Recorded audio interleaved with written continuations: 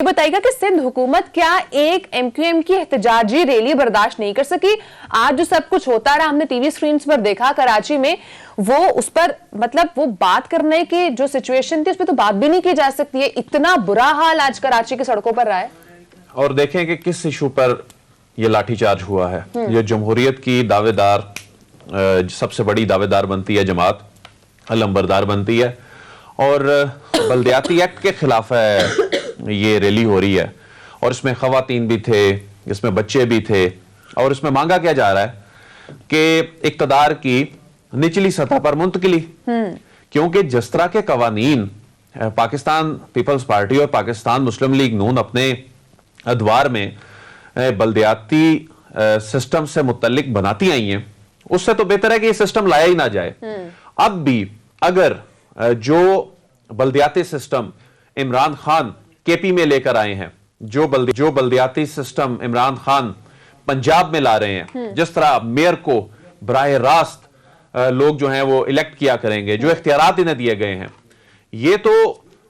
اس کا کمپیریزن ہی نہیں میرے حساب سے بنتا۔ تو اس میں اختیارات جو ہیں وہ بلدیاتی نمائندوں کو دینے کے حوالے سے مطالبہ ہے، اور اس پہ ٹھیک ہے ایک لمٹ ہوتی ہے، ایک ریڈ لائن ہوتی ہے، اس ریڈ لائن کراس کرنے والوں سے پھر ایک طریقہ کار ہوتا ہے، لیکن جہاں خواتین ہیں، بچے ہیں، اور ان پر اس طرح سے شیلنگ، لاٹھی چارج اور ان کے ساتھ جو سلوک ہوا ہے یہ افسوسناک ہے۔ اور یہی کام اگر ڈی چوک میں ہوا ہوتا، یہی کام وفاقی حکومت اگر کر رہی ہوتی تو آج یہی جماعتیں جو ہیں سیاست کر رہی ہوتی۔ طلحہ ہمارے ساتھ موجود ہیں۔ طلحہ بہت شکریہ۔ ابھی اس وقت بتائیے گا آپ کہاں پہ موجود، اب اس وقت وہاں کی کیا سچویشن ہے؟ جی بالکل، اس وقت ہم کراچی پریس کلب پر موجود ہیں، جہاں آپ سے کچھ دیر پہلے جو ہے وہ ایم کیو ایم کے سربراہ ڈاکٹر خالد مقبول صدیقی نے جو ہے وہ پریس کانفرنس کی ہے اور کل یوم سیاہ کا اعلان کیا ہے۔ وہ اس واقعے پہ جو کہ آج ایم کیو ایم کی جانب سے جو ہے پشارہ فیصل سے ایف ٹی سی بلڈنگ سے ایک ریلی نکالی گئی تھی، کراچی پریس کلب اس کو جانا تھا، جو کہ کراچی میں یا سندھ میں جو ہے وہ نئے بلدیاتی قانون جو لایا گیا ہے اس کے خلاف اور ٹنڈو الیار واقعے کے خلاف آج احتجاجی ریلی نکالی جا رہی تھی۔ جیسے ہی یہ ریلی میٹروپول ہوٹل پہنچتی ہے تو اچانک جو ہے وہ کارکنان کی جانب سے جو ہے وہ چھوڑ دیا جاتا ہے کہ اس ریلی کا رخ جو ہے وہ وزیر اعلیٰ ہاؤس کی جانب کیا جائے۔ اس پہ وزیر اعلیٰ ہاؤس پہ کارکنان کے زور پہ وزیر اعلیٰ ہاؤس کی جانب جو ہے وہ اس کا رخ تبدیل کر دیا جاتا ہے، اور وزیر اعلیٰ ہاؤس کے جو مرکزی دروازہ ہے اس کے باہر ایم کیو ایم کی کارکنان کی بڑی تعداد کے ہمراہ قائدین بھی جو ہے وہ دھرنے پہ بیٹھ جاتے ہیں۔ اس کے دوران جو ہے وہ پولیس اور انتظامیہ جو ہے وہ حرکت میں آتی ہے، اور قائدین سے جو ہے وہ زور دیا گیا کہ اس دھرنے کو فوری طور پہ ختم کیا جائے، کیونکہ اس کی وجہ بتائی جا رہی تھی کہ جو وزیر اعلیٰ ہاؤس کے بالکل برابر میں ایک ہوٹل میں موجود ہے جس پہ جو ہے پی ایس ایل کی ٹیمیں اور دیگر اسکواڈ جو ہے وہ مقیم ہے، وہ انہوں نے نیشنل اسٹیڈیم موو ہونا ہوتا ہے۔ اس دھرنے کو فوری طور پہ جو ہے وہ ختم کیا جائے۔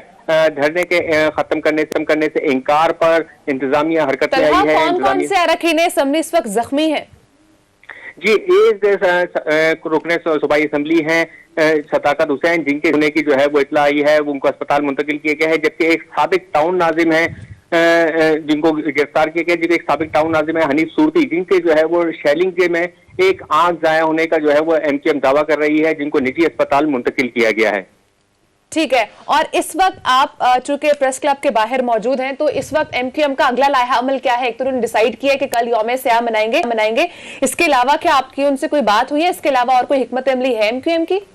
جی بالکل، ایم کیو ایم نے جو اپنی حکمت عملی جو ہے وہ تیار کی ہے، اس میں جو ہے وہ یہ کیا ہے کہ اب جگہ جگہ ایم کیو ایم جو ہے وہ سندھ حکومت کے خلاف دھرنے دے گی۔ پہلے جو ہے وہ صرف بلدیاتی نظام کے خلاف دھرنے دے رہی تھی، اب جو ان کے پروٹیسٹ پہ جو ہے وہ لاٹھی چارج کیا گیا ہے، شیلنگ کی گئی ہے، خواتین کو گرفتار کیا گیا ہے، اور ایم کیو ایم نے چند گھنٹوں کا ٹائم دیا ہے، 2 سے 4 گھنٹے کا ٹائم دیا ہے کہ اس دوران جو کہ گرفتار کر کے لاپتہ کیے گئے کارکنان، اگر ان کو جو ہے رہا نہیں کیا جاتا ہے چند گھنٹوں کے دوران تو اس کے پاس جو ہے وہ سخت لائحہ عمل کا جو ہے وہ ایم کیو ایم اعلان کرے گی، اور کسی بھی حد تک جانے کا اعلان کیا ہے ایم کیو ایم نے۔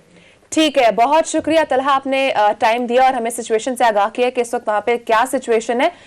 کہیے گا آپ کیا سمجھتے ہیں آج جو یہ سارا ہوتا رہا، جیسے ابھی عدیل نے بھی کہا کہ بہت افسوسناک ہے، اگر آپ جمہوریت کے دائی بنتے ہیں تو آپ کو ایٹ لیسٹ اگلے بندے کا جو بھی سٹانس ہے، اگر وہ پورا امن احتجاج کر رہا ہے تو اس کو احتجاج کرنے کی اجازت دینی چاہیے۔ دیکھیں، آج سب سے پہلے تو چہرے سے نقاب ہٹا ہے بلاول بھٹو زرداری صاحب کے۔ بلاول صاحب جو ہیومن رائٹس کمیٹی کے یہاں پر उसको हेड करते हैं, चेयर करते हैं, और बिलावल भुट्टो जरदारी के साहब के बारे में मीडिया में एक इमेज बनाया जाता है कि उनसे बड़ा इंसानी हकूक का लंबरदार नहीं है, उनसे बड़ा इंसानी हकूक का चैंपियन कोई नहीं है। बल्कि हम, क्योंकि मैं और अदील वड़ाई साहब पार्लियामेंट को भी कवर करते हैं जब इंपॉर्टेंट इवेंट्स होते हैं, हम वहाँ जाकर देखते हैं कि बिलावल भुट्टो जरदारी साहब की कमेटी में पाकिस्तान की फौज की शिकायतें लगाई जाती हैं, बिलावल भुट्टो को पाकिस्तान के इदारों की शिकायतें लगाई जाती हैं, और इस तरह के जैसे को बिलावल साहब जो है उन्होंने यहाँ पे ठेका लिया हुआ है पाकिस्तान में इंसानी हकूक का, लेकिन ये असल चेहरा है जो आज आपने सिंध हुकूमत का देखा है। और आप देखें ये वो आमरीयत है, ये वो डिक्टेटरशिप है असल में, जो कि 18वीं तरमीम के बाद कायम की गई है।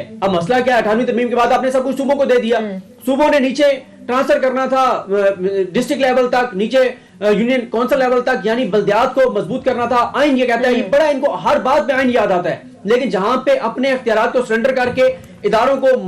मुस्तहकम करना हो मजबूत, वहां पे इनको जो है आइन भूल जाता है। अब जो इन्होंने जुल्म, जबर और तशद्दुद किया है, ये असल चेहरा है पीपल्स पार्टी का। 2008 से लेके आज 2022 है, मुसलसल 14 बरस हो गए पीपल्स पार्टी को सिंध में हुकूमत करते हुए, लेकिन आज कराची के क्या हालात है आपके सामने, तो क्या उनसे सवाल भी नहीं किया जा सकता, वो एहतजाज भी बर्दाश्त नहीं कर सकते। अब मुझे बताएं, ये जो अब आना चाह रहे हैं यहाँ पे इस्लामाबाद में, अगर यही हशर इनके साथ वफाकी हुकूमत करे फिर इनका क्या होगा?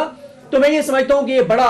एक अफसोसनाक है कि जिस तरह के ये, और इन्होंने आज एहसान किया है वफाकी हुकूमत पर, वो जो उनके खिलाफ ट्रांसपेरेंसी इंटरनेशनल वाली जो खबरें चल रही थी वो दब जाएंगी, और अब ये डिस्कस होगा, और अब इन्होंने खुद ही जो है वो पेट्रोल छिड़क दिया है, और अब इनके काबू में नहीं आएगा, क्योंकि पहले ही जमात इस्लामी भी सड़कों पर है और बाकी जमातें ठीक है। इस तरह के सिचुएशंस को सबसे पहले लॉ एनफोर्समेंट एजेंसीज का काम होता है कि ऐसी सिचुएशन को रोका जाए और काम डाउन किया जाए।